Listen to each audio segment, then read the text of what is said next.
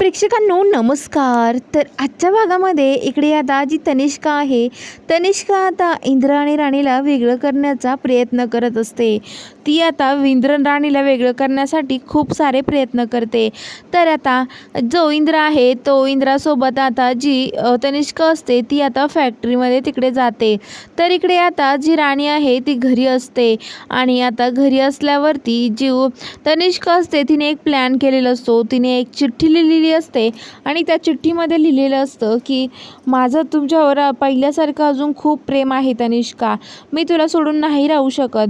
असं जसं इंद्राने पत्र लिहिलंय तसंच ती तनिष्का ते पत्र लिहून तिथे इंद्राच्या खिशात ठेवत असते.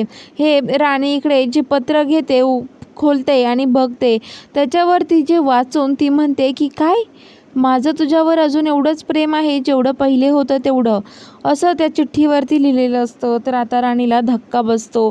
राणी धावपळत आता त्या ऑफिसमध्ये येते, त्या केबिनमध्ये येते आणि तिथे आल्यावरती आता लगेच ती म्हणते की इंद्र सर हे सगळं काय आहे.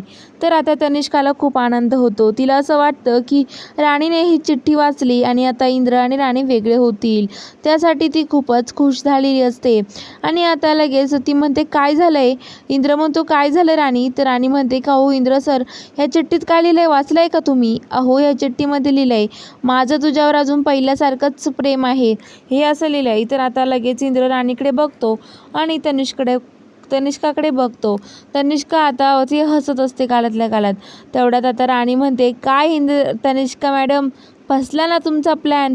अहो तुम्ही आम्हाला किती वेगळं करण्याचा प्रयत्न करा, इंद्र आणि राणी कधीच वेगळे होऊ शकत नाही. हा सगळा तुमचा प्लॅन होता. तुम्हाला काय वाटलं तुम्ही मला फसवताल, असं कधी होऊच शकत नाही. ही चिठ्ठी तुम्ही स्वतःहून त्या इंद्र सरांच्या खिशात टाकली होती, मी माझ्या डोळ्यांनी बघितलंय ना, असं राणी म्हणते. तर चला बघूया पुढील भागात काय ट्विस्ट असणार आहे. बघायला आपल्या चॅनलला सबस्क्राईब करून घ्या.